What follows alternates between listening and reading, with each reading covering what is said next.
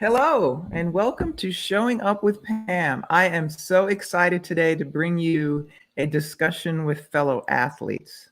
So, without further ado, let's get started. I'm going to introduce Dr. Bonnie Edmondson. Bonnie is an associate professor and graduate coordinator of the School of Health Education program at Southern Connecticut State University. She is also a two-time national champion and former world ranked hammer thrower who served as the 2016 Olympic women's throwing events coach for Team USA in Rio de Janeiro, Brazil. Most recently, she served as the head coach of the USA Track and Field Women's IAAF World Championship track and field team in Qatar. Wow. She is the chair of the USATF Women's Commission, charged with increasing leadership and professional opportunities for women in track and field. And she's also currently coaching track and field at Trinity College in Hartford, Connecticut. Welcome, Miss Bonnie. Hi, Pam. It's wonderful to be here. Thanks for having me. Thank you. I'm so glad to have you. Let me continue on with the introductions. Next up is Summer Pearson. And Summer is an internationally ranked discus thrower currently training for her 6th Olympic trials scheduled for 2021. She has represented Team USA on 3 national teams throughout her 20-year post-collegiate career. She's also a 3-time world champion in the Highland Games. Professionally, Summer's a graduate of Stanford University, and she majored in human biology, and she also received her master's degree in genetic counseling from Cal State Northridge in 2004. She was in clinical practice for a little over 10 years, caring for families with high-risk pregnancies before she began working in biotech, helping to broaden patient access to genetic technologies. I am very excited to introduce you to Summer. Welcome, Summer. Hi, thanks for having me, Pam. Awesome. We got one more introduction, y'all. And this is Joanne Fay. And Joanne actually trained with the same coach that I trained with when I moved to Texas, Dave, whom you might remember I interviewed a few weeks ago at SMU. She earned All-American honors in the women's shot put both indoor and outdoor her freshman year. She also earned 5 All-American honors competing against me, apparently, in the 1992 trials. I'm glad she mentioned that. I don't necessarily recall all of that, but that's wonderful. Currently, she has served as a teacher, coach, academic dean, principal of a major comprehensive high school with over 3,500 enrollment. And now she serves as an assistant superintendent in administration and human resources. Welcome, Joanne. Hi, Joanne. Thank you. I feel honored to be here with all these amazing athletes. I told my daughter to get on quick because she gets to meet all y'all. That is wonderful. Well, this will be taped, so if for some reason someone's not able to watch it now, they will be able to watch it later. Again, I must thank you all for joining. I'm very excited. So I'm going to start with my signature question, and I would like you to tell me, given all that's going on now in the world, who is actually showing up for you and supporting you? And I'm trying to think we should go in a circle. So I'll start with you, Bonnie, and then I'll go to Summer, and then I'll go to Joanne. Okay, Great. Bonnie. Well, that's a great question, Pam, and there's absolutely no doubt that these are unprecedented times. They're challenging times, and to be able to surround yourself with supportive people is absolutely essential, regardless of what you're doing. And this happens to be a panel with former athletes and coaches and things. Who's been showing up? My family, first and foremost. And it just not that you didn't have a deep appreciation and love for your family. I think it really comes to fruition when we're challenged in such as a challenge with COVID-19, and you're housebound. What do you do? And doing more things with your family instead of running here and running there. Hey, listen, we're in the moment. We're in this, in this time. Also, not only, who's showing up for you, who are you showing up for? And the connection, do you make a call to that neighbor? Do you pick up the phone or do a Zoom chat with someone that you haven't spoken to in 20 years. Yes. And so, I'm looking at the silver lining here, and taking advantage of the opportunity to reconnect and check in on people. I like that. That's a great answer. All right, Miss Summer, your turn. Well, after such a great answer, I feel like we should probably just scoot right on over me. But what has been interesting for me is that I tend to keep a very small cabinet of people that I rely on just in day-to-day life. So people like my coach, Mo, Robert, you and I both share Robert as a special person. Mm-hmm. Some people that I've worked with over the last 5 years when I was in startup, we forged really close relationships. But over the last, however many months we're on now at this point out in California, Mm-hmm. I've been surprised at some people I wasn't anticipating to show up, to kind of reach out and offer a hand, almost as though they were living in my walls and heard me sort of go, man, I wish I had and then the phone would ring or an email would happen. And so what I've experienced is just a reminder of like, yes, there's this small cabinet of people that I usually confer with, but there's actually like a spider web of care out there, and just being open to following those threads and pick up those little nuggets as they show up. Excellent. Miss Joanne, same question. Who's showing up for you? Well, wow. Ditto. I think my family, this has been interesting. I have 3 kids, obviously, that are all at home, and I have one college senior who's back, and then I have a senior in high school who's getting ready to go off and start her track career at Rice under Brett Christensen. And then I have a 14-year-old rock star that is being coached by Dave, actually, and she's super talented. And so it's been a really trying time. My daughter lost her senior year, was a state champion in Texas last year, valedictorian of her class. She made the comment last night that my brain hasn't been challenged since March, because they basically haven't been to school since then. And then the 14-year-old found out today that we were going to start strength and conditioning next week, and 2 of the coaches have been diagnosed with COVID. So here we're back to a 2-week quarantine again. And so, but they are showing up for me, right? And so in turn, because of my background and the gifts that God gave me and the friendships that I've had, I get to show up for them in a really positive way, because they're not missing out on coaching. They're not missing out on working out. And so to some degree, I feel bad about that for other kids. But for them, I guess that's my way of showing up for them, because it's kind of really easy to give back now. Whereas when I'm working 24/7, 80 hours a week, that's not always the case. And so there is a silver lining, like Bonnie said, is that I do get to spend a little bit more time with them. We're all in one house and love each other, hate each other kind of right now. But other than that, it's been really good. So That is excellent. I love that.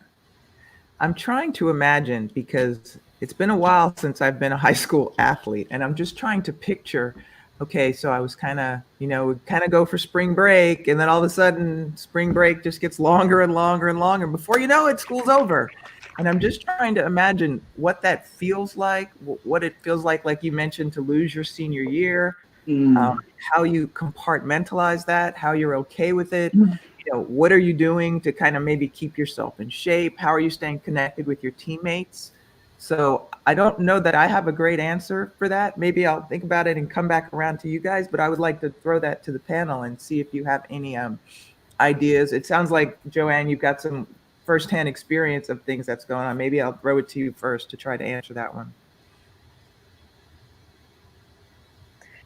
Yeah, I think, I think probably like most sport, throwers are a special little group. When you reach a certain level, you connect with that certain group. And because of social media and everything's online, it's been fairly easy to kind of keep up with other throwers across the state of Texas, friends that, of course, we all know. So I think that has been really powerful in that most throwers are not vindictive and mean. They're actually pretty good friends. It's been my experience anyway. When you're in the ring competing, yeah, you want to beat each other, but when you're outside of that ring, everybody's really good friends, and there's a really good, I don't know, the culture is very, it's very giving to each other. And I've seen that in the high school athletes that she's competed against. And I think the fortunate thing is that they all love each other. And so they were all going through the same thing. And of course, all of us parents know each other from all the summer stuff. And so, we've been able to do some connecting that way and supporting each other's kids and things like that. But when, the schools shut down and you're not able to get onto their facilities, and they get to see that, even Michelle Carter's having a hard time getting to a facility to work out. Right. And so that's been the most difficult thing is I know their dad built them a throwing ring out in our shop. And so we've been able to survive that. But other kids, I'm not so sure about, because I know that, we probably had 16 throwers at our school, and, we don't see them at all. And because they can't get there, and their parent, so it's been really hard for them because they like being around other throwers, other athletes. And that's been interesting. So, yeah, it's been good. Okay. What about you, Summer? I have a cat. That's who I have that I'm looking after. So, I'm a little far removed from the high school experience, but if I had to imagine what that's like, it's not all that dissimilar to the things that I'm experiencing. Being disrupted.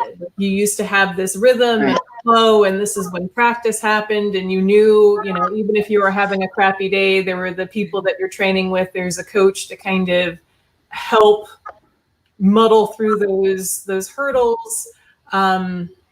I'm a big fan of structure just in general. And I know when I used to work with high school athletes, one of my biggest frustrations in that scenario was there wasn't the demand on them to show up all the time. And that was frustrating for me because as a biologist, I know that in terms of brain development around that age, you still haven't really connected like effort with delayed gratification of output. And so having structure in place kind of helps you to learn and mature that part of the brain so you understand delayed satisfaction and how to keep yourself in some sort of system so that you can still get to where you want to go and you don't end up kind of lost and listless. And so I think if I had high school athletes or even just humans in general, like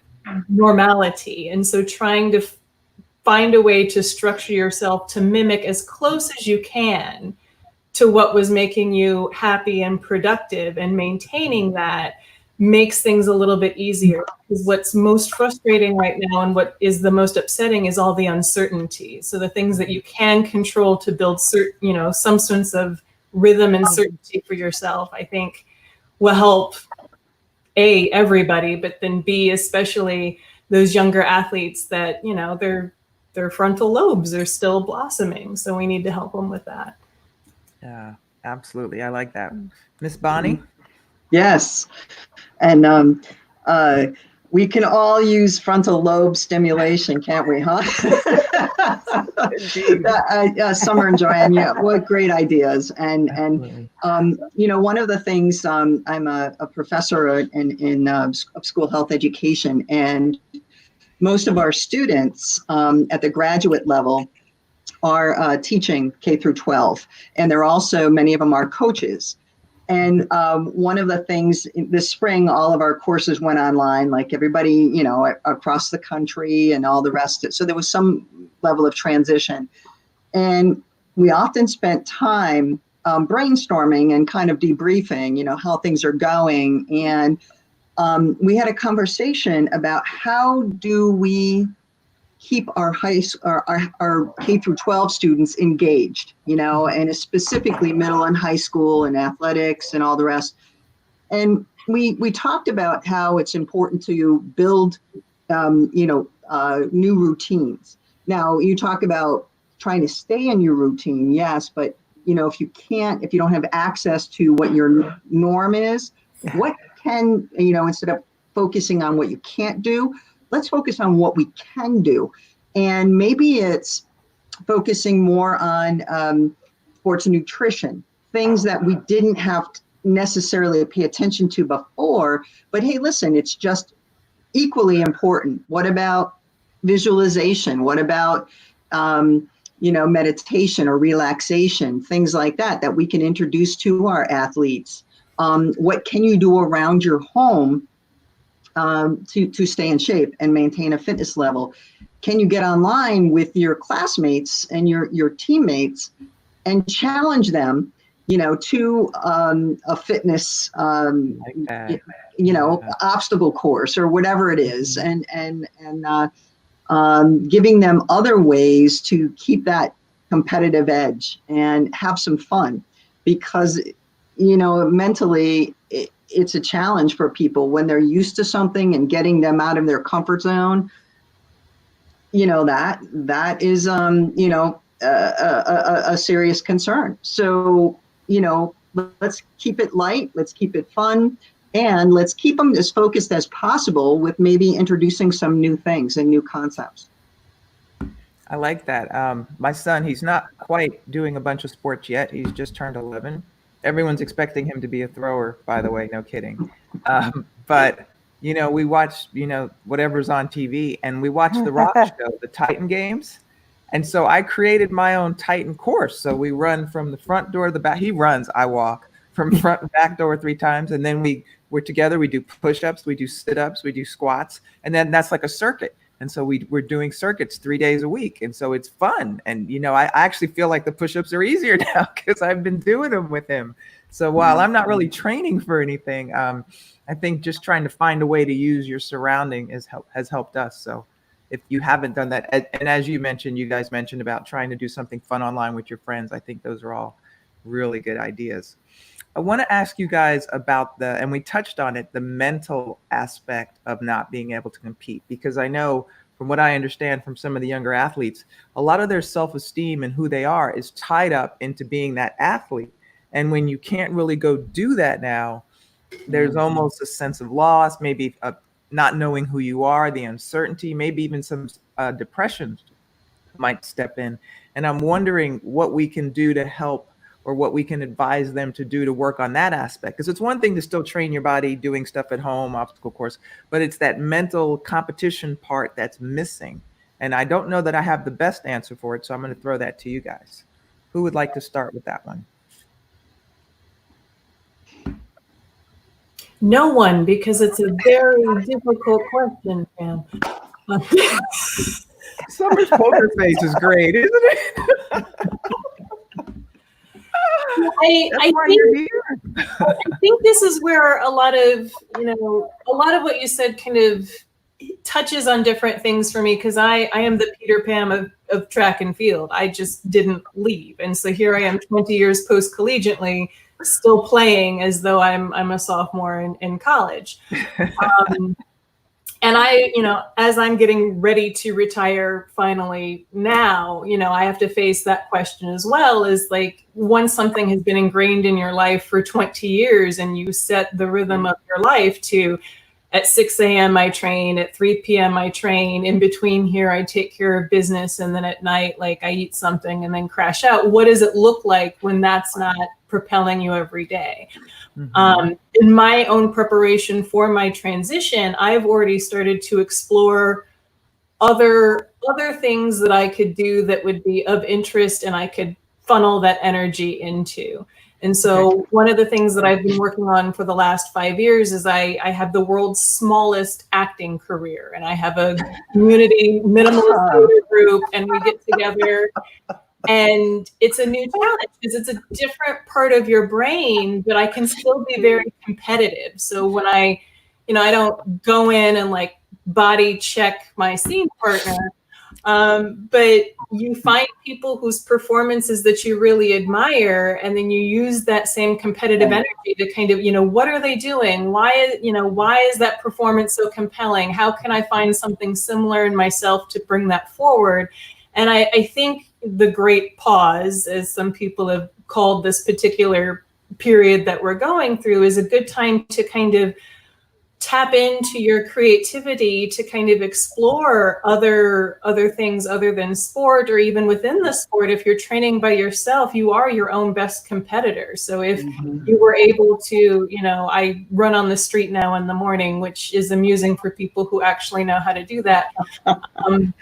It started out with, can I go 20 minutes? Can I make my 20 minutes into 2 miles in that 20 minutes? And so just kind of laying little challenges to myself to kind of keep that competitive edge sharp. So I think it's a lot of creativity. I think it's a good time to explore those options, because I've seen people, once they retire, reach that sense of loss and loss of identity, and it's something that I've been afraid of.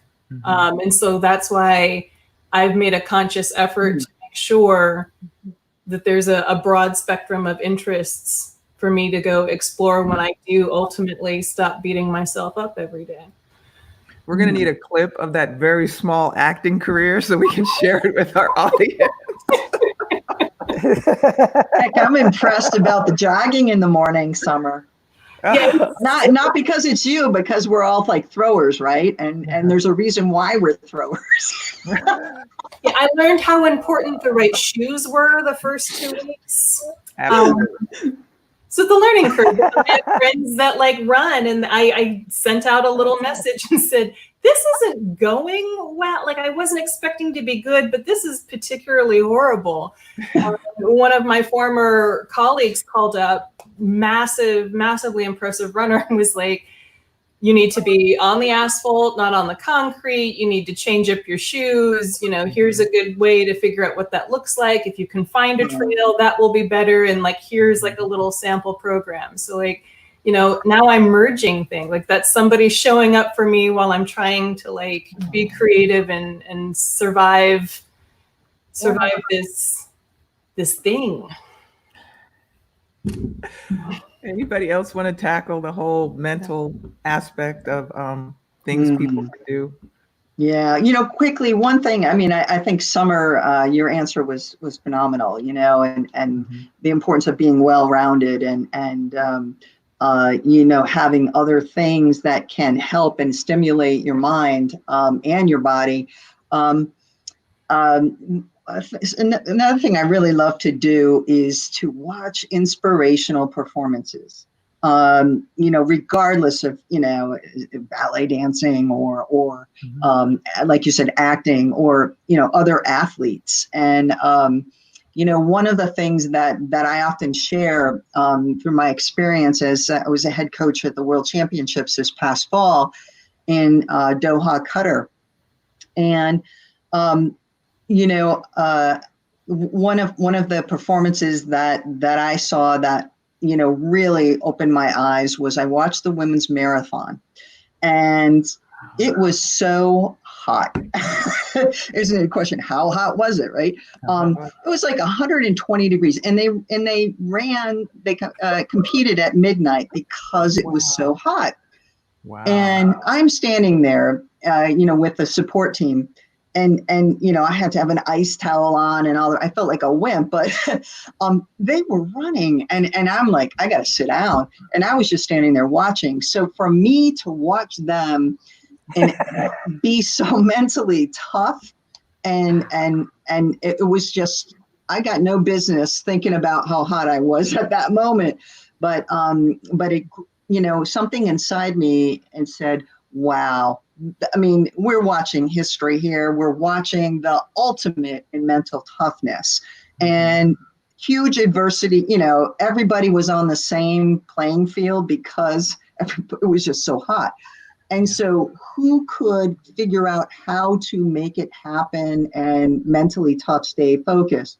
So allowing, and taking advantage of watching these performances, you know, can certainly, our high school athletes, any athlete, can learn from those. So seeking those things out, growing mentally and physically, really, I think that's one thing that people can do. Did you want to add anything, Joanne? Or I can jump into my next question. It's funny. Well, yeah, I just want to tell Summer I actually really like running. As after college, I actually really got into it, and I've run a marathon or two. Dave thinks I'm crazy, but yes, I have done that. And so Wow. it is a process. So keep going. You might actually enjoy it someday. I can actually run without music right now because it's the only time in my life that I don't have things in my head. I can just go, and it's my peaceful moment, which lasts a lot less time now than it ever did. One of the things I think that with my daughter, and I speak from that lens a lot because I'm not an athlete anymore. You know, I'm just working. I'm not coaching anymore other than working with them. They've been home cooped up. They're lucky because she has a car, so she can, you know, she can still kind of get around and go do things. But of course, there's nothing to do. But one of the refinishing all the furniture in the house. So literally, we've had this 20-year-old furniture that we got when we were married, and they asked me if they could like paint it white and put some caramel finish on it and gloss it up, and I'm like, sure, why not? I mean, right? And it's turned out absolutely beautiful. And so they spend a lot of time doing things, to Bonnie's point, that is different than what they would have done had we just been non-COVID. If we had been chasing another, you know, state title, and you know, they're just doing different things. And I think that's been interesting because they've never had that interest before. And of course, I would never let them do it before, but I just figured they needed to do something. And so since then, I've asked them to redo other things. Right? Hey, I've got these tables that I've never brought out from, they're sitting up in our storage. Would y'all like to antique them? And so now I've got like brand new furniture in my house. And so that's been kind of interesting because they would never had that experience and those learnings where they had to learn how to use sandpaper and learn how to, you know, scuff and caramelize and buff, and they would have never learned all that. And now they have a whole different skill set. So if college doesn't work out, we can open a refinishing furniture store. So, but yeah, it's been good. That is that I had a flash of HGTV come across me. One of my favorite channels. Absolutely. I'm going to post a picture of on your so we're going to channel. have the smallest acting career and some home finishing things to track with. It'll be great from our show. The next topic I want to talk about, and this will be helpful for Summer on some level, is that transition. Going from either just you know, an elite athlete to a regular person athlete, or just walking away entirely. Maybe we can talk about how that affected us, and I'll actually tackle that one for me because I know for me it was devastating. I liken it almost to like something that died. So I had to just do a clean break. So I didn't go to any meets. I didn't watch any meets on television. You know, I tried to fill myself with other sports. And it was a while before I was actually comfortable enough to even see my sport again, because it was such a huge part of my life and who I was. And I remember that the transition was difficult for me. I don't know how it's been for you guys, if you'd like to share.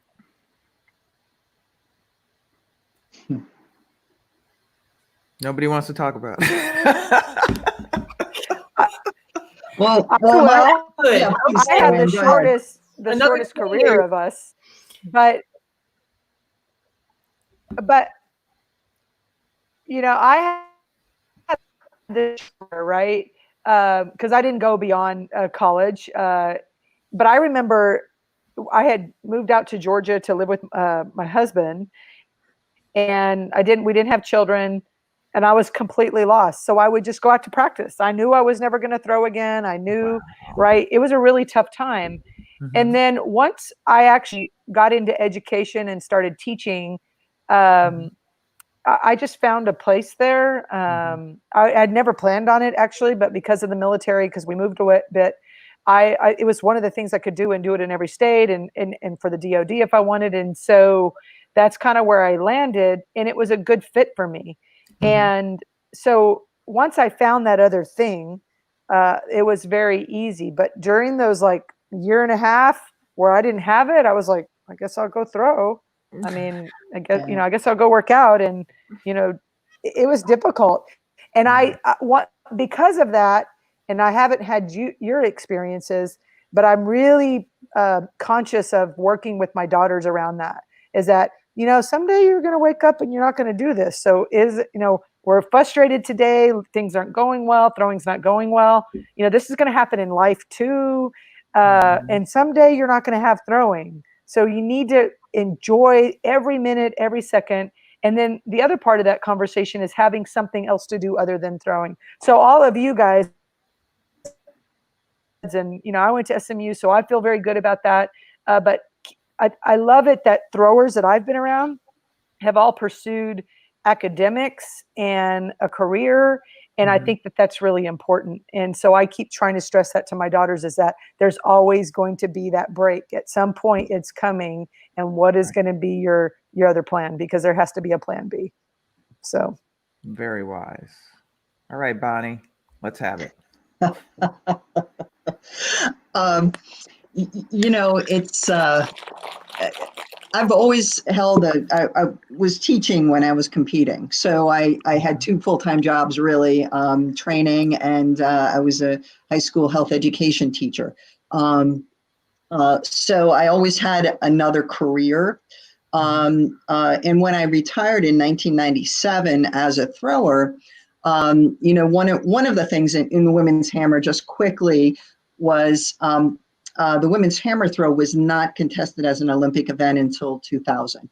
And so even though we were at the Olympic trials in 92 and 96 as exhibition events. And in 92, I would have made the team as one of the top 3.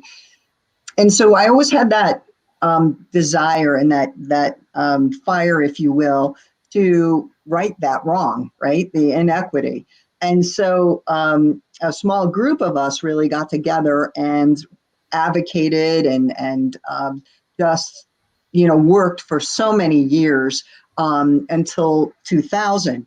And so, when I retired in 1997 from throwing, I still had that connectedness, and I became part of the women's development, Olympic development. And so I was able to stay in the sport of which I really loved, and I still do, obviously. So I didn't have that clean break, Pam, as you were talking about. And I was able to continue on in a different role and continue to provide and help to pave opportunities for women in our particular event. And so I just kept that passion alive. I've been so lucky that my profession allows me to not only be a professor, but also continue to coach and be a part of USA Track and Field. So, it's really the best of both worlds. And, messaging out to our athletes or whomever is tuning into us here is, in fact, never allow other things to get in the way of your passion. You've got to follow your passion and don't settle. Don't settle for things that aren't right, and that not underestimating the power of what we can do collectively to make change, regardless of what that change is. So, that's just my experience with the transition going from an athlete into post-competitive days. Okay, Summer, was that helpful? A little bit. I mean, I like to pride myself on being a scientist and, really relying on observation. And so a lot of what I have done it started out being accidental, but then I started to make very conscientious decisions. So I was watching some of my peers retire and kind of watching what was happening and going, okay, well, we don't want to go there, so let's look at this from all the angles and figure out the right path so that when you do retire, this is me talking to me because I have to sit myself down and have a discussion. When you retire, Summer, you need an outlet for the energy because you can't just Right. let that bundle up. That doesn't seem to do well with people. I have a list of activities that I haven't been allowed to do for 20 years. So that's, sometimes I break those rules, but once I retire, like I could probably go surfing every day and nobody would care. So just kind of keeping tabs on those things and watching the observations and making the notes so that there's a plan. I think if there's no plan, Right. or you don't acknowledge that a problem is coming, it makes it that much difficult to solve. So Agreed. right now I feel like we're in a good place. But again, just acknowledging that there may be an issue, I think, at least for me, helps me to kind of start to problem solve before you're in crisis. Because once you're in crisis mode and in the problem, it's that drowning feeling on top of like trying to find the solution. But if you've left yourself a Post-it note or 12 of like, you may feel this, then do that, is my approach. I'll let you know how it goes. We'll reconvene in 3 years or so and we'll check in. Yeah, we are your support group, just so you know. Catch me. Catch me. I'm often asked, and there's been a lot of articles written about it, but people ask me, what have I taken from competition and being an athlete, and how has that helped me in my everyday life? And one of my answers that I've said to myself was, when it becomes a stressful time at work or things are tough. And in my brain, I have a self-talk that says, you went through 3 Olympic trials. This is nothing. So I try to tell myself that perspective of, this seems like a big deal. No, you've been in a big deal. So just calm down and figure it out. So I'm curious from you guys, maybe what lessons you've learned, what characteristics or strengths you've gathered or gained from having competed at a high level in sports. And I think did we lose Joanne? Let me see. I could have clicked on. I'm just peekaboo. I'm so sorry. We're going to start with you, Joanne. I seem to have knocked you out of the stream. You're back now. Yeah, I think from being an athlete, I've learned to take constructive feedback pretty well. Okay. And also when you're in that zone as an athlete, everybody's always watching you and there's lots of criticism always. So I think that has really prepared me for kind of where I am in my career and other jobs that I've had in my career, is that there's always going to be a group that want you to fail. And there's always going to be someone who wants to beat you, and you really have to be composed in those times. So I think just athletics in general has taught that. I think throwing in particular has really made me mindful of when you're trying to make change, that change, good change and quality change sometimes takes a lot of time and a lot of practice and a lot of tears and a lot of, and so I see my own daughters going through that when it's like, I've been working on this for 3 weeks and it's not working, right? And well, that's because we haven't mastered it and your body doesn't remember it. And so I think for me, the throwing part of it, the fact that it takes so long to master movement and for your body to remember it has been just such a great, it's a process, right? And if you really want something to go well, then you're going to spend a lot of time doing it. And you might do it over and over and over and over. And you're going to have to accept that it's not working over and over and over. But your brain controls everything. And it controls how you respond to the pressure. It controls how people see you respond. It controls everything. And so I think ultimately athletics has really shaped me being able to stand under pressure in a tough job. but more so to be just a good role model to my daughters, ultimately. I like that. That was a great answer. What Yeah. about you, Summer? Ooh, this I do have an answer for.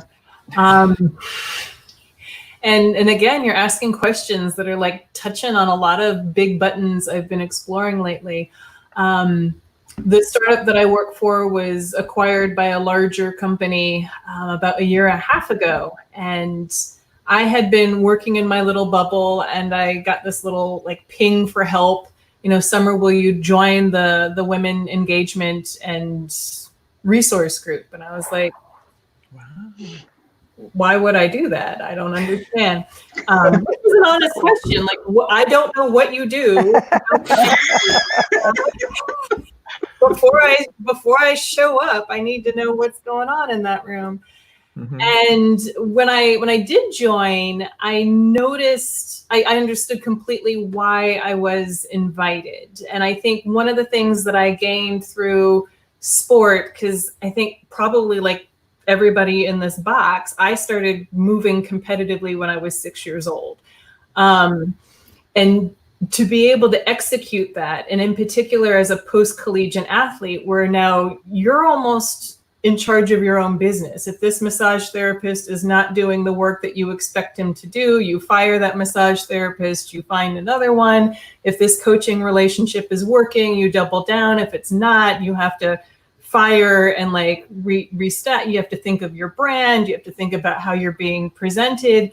And just as a part of growing through that process from 6 to 21, when I graduated, and then 21 and beyond, and the decisions that you have to make, I accidentally, very direct communication, very assertive, very goal oriented, and what didn't have any inhibition if I'm sitting in a meeting and someone says, we're going to do this, and I know that's the wrong solution, to sort of say, can you explain why that's what you want to do? Because I understand X, Y, and Z. And if the goal is Q, we need to make sure that this vector is lining up and that everything we do is a yes along this vector. And I noticed that with the women that asked me to join, there was a lot of inhibition and lack of confidence in a perspective, and concerns about the optics of how contributing would look, or if you would say the wrong thing.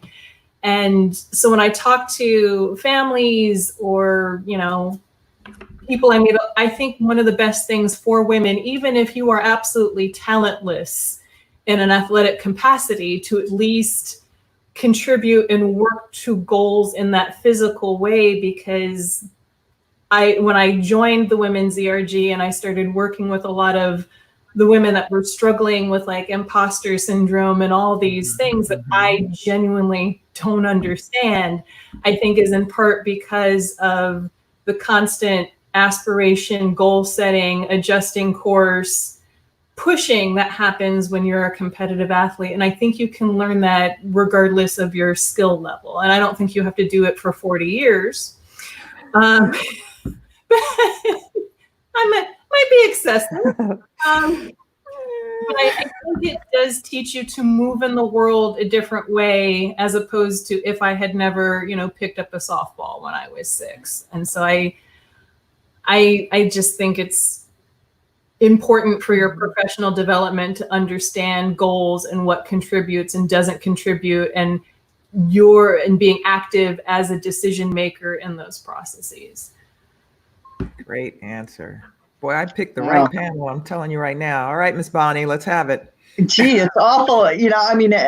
Joanne and Summer, it just very similar,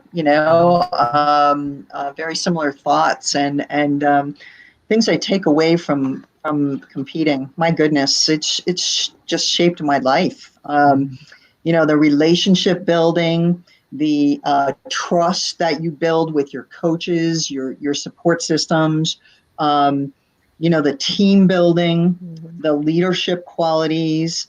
Those are things that I use every day, and has really shaped me as, the resiliency, coming back from an injury or coming back from a performance where, are you kidding me? I worked so hard and I tried it and it didn't work. But it's about having the courage to try something different and thinking about, okay, I'm right here and my performance is good. How do I get great? What do I have to do to make that next step? Or, I'm in a plateau. How can I break out of the plateau, and have a breakthrough, if you will. And, those are, and it's okay to fail. It's okay to fail and without being cliche, but, it's like, that's how you grow. And if you never take a chance on something, you might be missing something really cool or really great. And so having the courage to try something different, that's a skill, resiliency, coming back from something when it doesn't go the way you tried it, keeping a sense of humor, and not taking yourself too seriously. You've got to have fun with things. And, those are just some of the qualities that I've learned through competing and throwing, and my career, has really transitioned over into, every day. That's great. All right. I think I told you ladies this would be about 30 minutes. I'm not a real good track of time because we're at 46 minutes right now. So I'd like to just end on one final question. And I think what I'd like to go with is maybe what inspires you today. And so we'll just go back around. So Joanne, would you give us some idea of what inspires you? Oh. Are you thinking, why did she call on me first? Yeah, I have a, no, it's okay. I'm really inspired by watching my daughters grow up. Morgan is just such a great kid, and I know she's mine, but she's a great kid. I'm inspired by other kids in the system. I met with a young lady today, I can't say her name, parent, and she was reading me. I was thinking, wow, I wish Jay Leno would come to our school and interview her on like what she knows about the Bill of Rights and Title IX, because she had a whole layout, and here's a 17-year-old girl that's coming to meet with a pretty scary lady about some issues that are going on in her school. And I just thought, I'm so inspired by what could be with our youth, because I think obviously things are crazy in the world right now, not just COVID, but other things. But I was so inspired by her that I think to my daughter, and I think, wow, there are some kids and some families who've done really good work. And if they're our future, we're actually going to be okay. And I'm inspired by that every day. And I wish I could say this young lady's names, but I can't. And I'm just thinking, Jay Leno needs to come interview her because she knows everything there is to know about Title IX. That's all I'm going to say. Awesome. So, yeah, it was good. I'm inspired by youth. Aw. What about you, Miss Summer? I kind of wish I had Joanne's children. But I think what's inspiring. I'll send Morgan to you. Okay. What's really inspired me these last couple months. She's coming on a plane, I promised her.